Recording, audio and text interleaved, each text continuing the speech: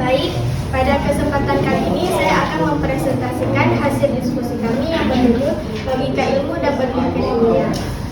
Dan selanjutnya yang akan dipaparkan oleh teman kami, Zaki Kamal. Kepada Zaki Kamal kami persilakan.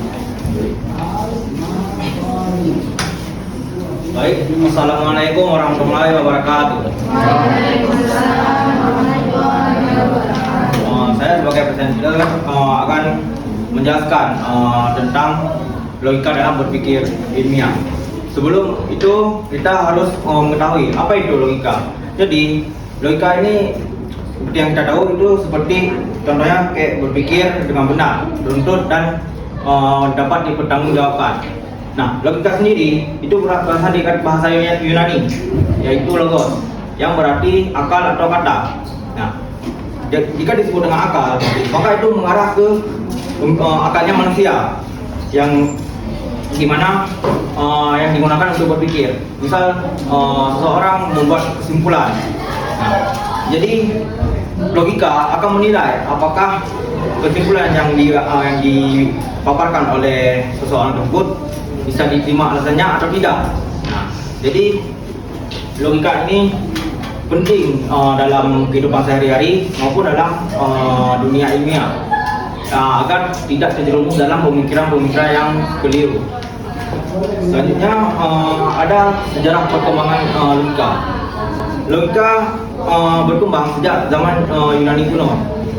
Lalu digunakan oleh ilmuwan Muslim, lalu sampai menjadi dasar dari ilmu modern sekarang. Penjelasannya tokoh utama dasar logika ialah Zeno dari Citium. Lalu berkembang melalui Socrates, Plato dan Aristoteles. Aristoteles sendiri disebut sebagai bapak logika dunia dikarenakan beliau menyusun dasar-dasar ilmiah, menyusun sistem ilmiah dalam bukunya yang berjudul Organon, yang dimana isinya itu terdapat dasar-dasar logika dalam berpikir. Misal contohnya kayak silogisme dan berpikir deduktif. Jadi lalu itu pada masa Yunani kuno. Lalu pada masa Islam, logika ini dikembangkan oleh Al-Ghazali, yang dimana beliau menilai bahwa logika ini penting untuk memahami agama secara rasional. Lalu lanjut kepada zaman modern, ilmu logika ini berkembang ke arah ilmu matematika dan ilmu komputer yang dibawa oleh tokoh seperti Francis Bacon sebagai logika induktif, lalu ada Descartes sebagai logika deduktif, dan juga ada Leibniz sebagai logika simbolik. Nah, yang artinya logika ini terus berkembang seiring berkembangnya zaman, dan juga mengubah yang berpikir filosofis ke berpikir ilmiah. Tentunya ada jenis-jenis logika. Jadi jenis-jenis logika sendiri itu dibagi menjadi dua jenis. Yang pertama ada formal dan informal. Yang formal itu dia berfokus pada struktur dan aturan berpikir yang benar. Misal contohnya seperti semua manusia pasti akan mati. Socrates adalah manusia, pasti suatu hari Socrates akan mati. Nah, jadi logika formal ini dia digunakan dalam ilmu matematika, ilmu komputer dan filsafat. Dan kedua ada logika informal. Nah, logika informal ini berdasarkan akal sehat dan pengalaman sehari-hari. Misalnya seperti logika Quadradia yang berpikir spontan berdasarkan pengalaman hidup. Misal contohnya langit sudah mendung, angin bertiup kencang, pasti sebentar lagi akan turun hujan. Jadi logika informal ini lebih sering digunakan dalam ilmu komunikasi, debat dan analisis sosial. Jadi kedua jenis logika ini, formal dan informal ini saling melengkapi. Yang dimana seperti yang pertama tadi formal, logika formal yang memastikan bahwa kita berpikir dengan benar dan teratur, dan juga dengan informal memastikan bahwa kita ini berpikir secara relevan dan manusiawi. Lalu selanjutnya ada hubungan logika dan ilmu. Logika ialah sebuah fondasi dari setiap proses ilmiah. Ilmu pengetahuan sendiri tidak bisa berjalan tanpa adanya logika. Dikarenakan semua metode ilmiah ini berawal dari berpikir logis. Jadi misal contohnya seorang peneliti harus menyusun hipotesis yang berdasarkan alasan yang benar dan bukan dugaan yang sembarangan. Maka logika juga membantu dalam hal ini, dari mana dia meletakkan apakah suatu teori bisa diuji, menyusun langkah penelitian dengan sistematis, menarik kesimpulan yang sesuai dengan datanya. Jadi logika itu seperti sebuah alat bantu bagi ilmuwan dan peneliti untuk membedakan antara fakta, opini, dan antara fakta, asumsi, dan opini. Lalu dengan ini ilmu pengetahuan dapat terus berkembang dengan cara teratur dan dapat lebih dipercaya. Selanjutnya ada pentingnya logika dalam berpikir ilmiah. Logika membuat penelitian ilmiah menjadi lebih akurat, sistematis, dan dapat dipertahankan agar si peneliti tidak keliru dalam menarik kesimpulan. Jadi, dan juga ada fungsi logika dalam penelitian. Misal contohnya seperti meningkatkan akurasi dari setiap langkah yang diuji dan rasionalitasnya. Lalu mencegah kesalahan berpikir dari setiap generalisasi yang berlebihan atau argumen yang tidak relevan, dan juga membantu dalam pengambilan keputusan agar si peneliti tidak dipengaruhi oleh emosi atau prasangka. Jadi logika ini dia sebagai pelindung agar ilmu pengetahuan tetap objektif dan tetap valid, dan juga ada tantangan dalam penerapan logikanya. Jadi jadi poinnya, berpikir logis ini tidak selalu mudah dikarenakan mungkin ada beberapa faktor, misal seperti bias, kompleksitas masalah, dan juga emosi. Misal kalau dari contoh bias, kayak bias kognitif itu terkadang seringkali manusia itu berpikir tidak berpikir objektif, mereka hanya percaya pada pendapat mereka sendiri, ataupun terkadang terlalu yakin tanpa bukti yang pasti.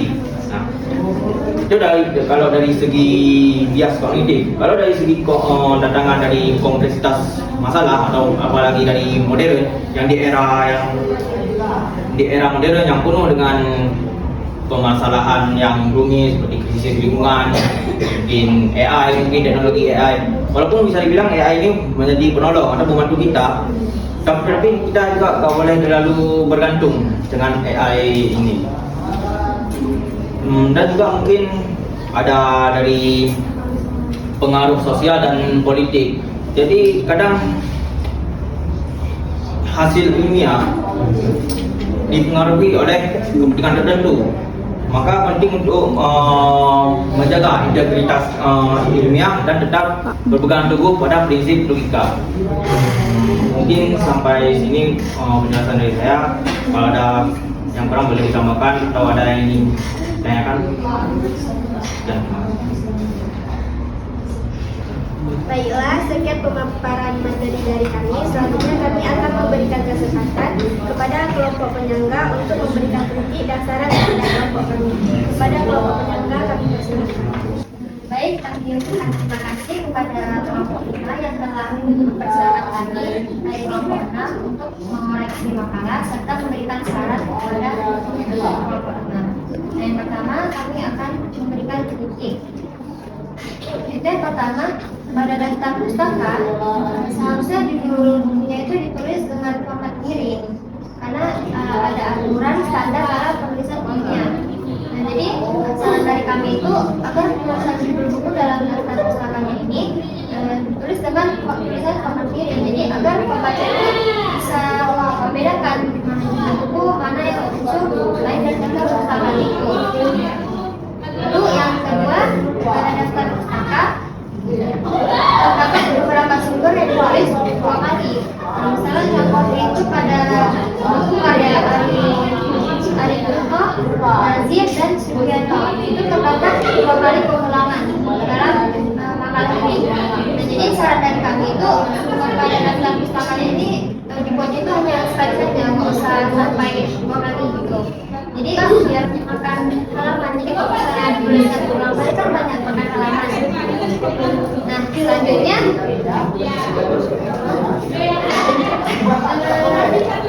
di dalam makalah ini juga terdapat beberapa kesalahan pengejaan pada beberapa kata.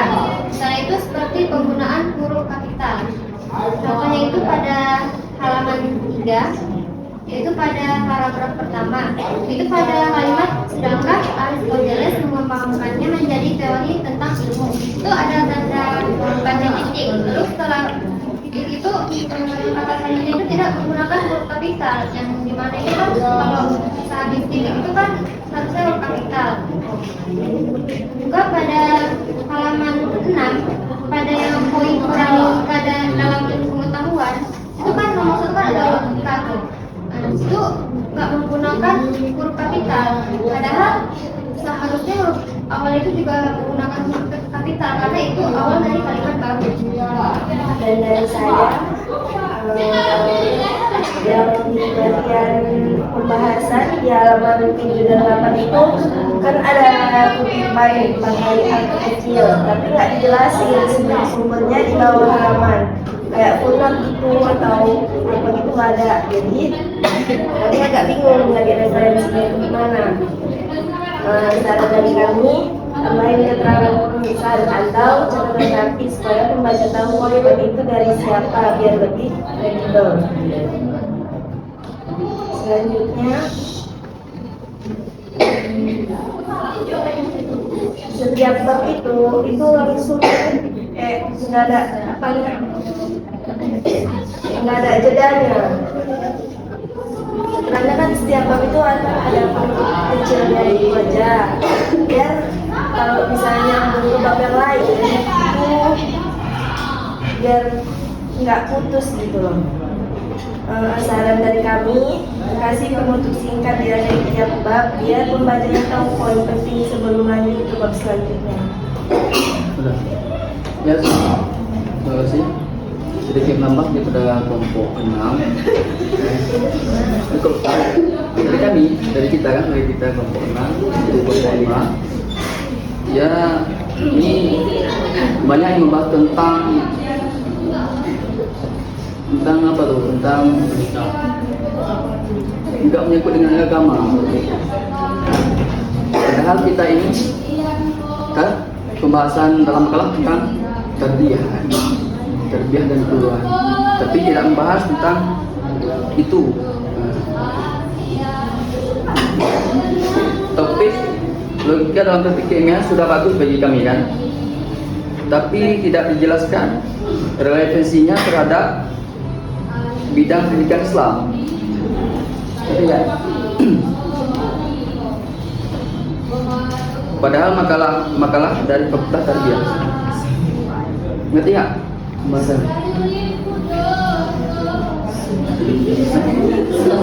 Paham ya? Itu aja.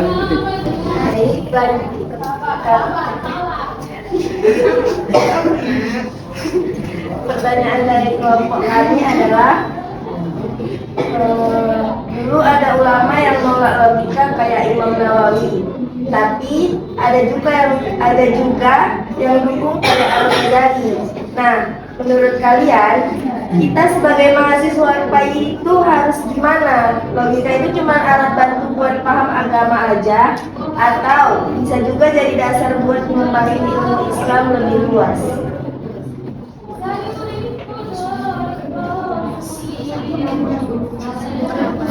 Sudah? Kelompok 7.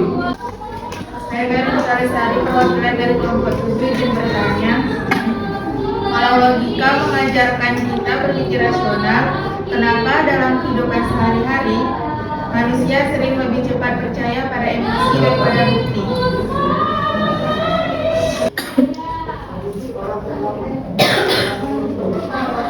Kami perwakilan dari kelompok 10 izin bertanya kepada kelompok 6.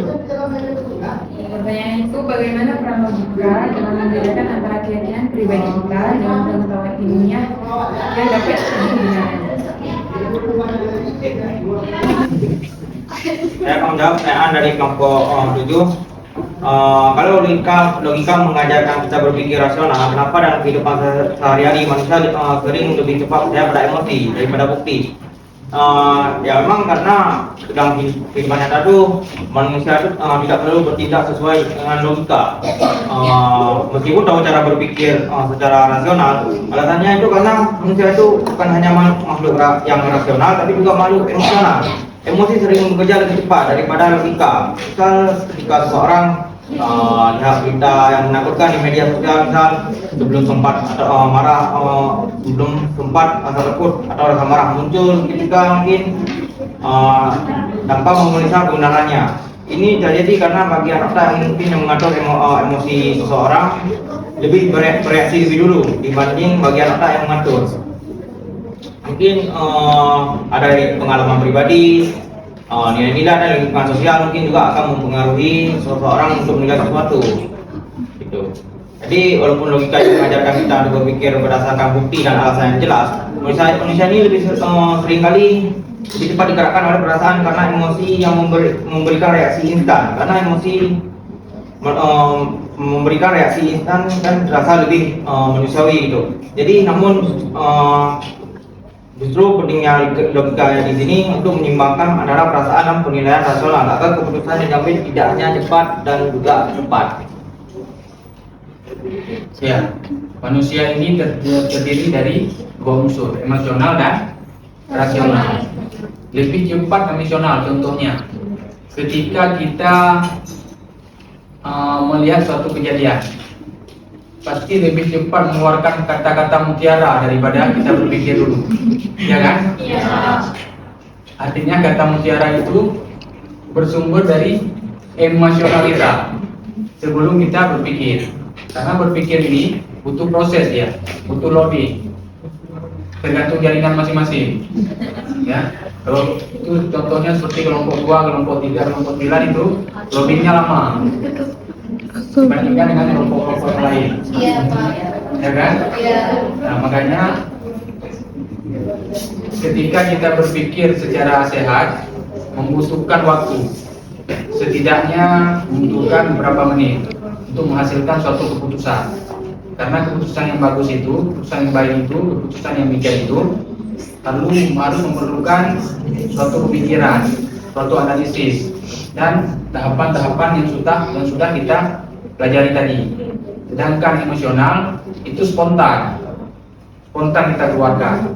Seperti kata-kata mutiara yang sering kalian keluarkan itu. Silakan pertanyaan selanjutnya.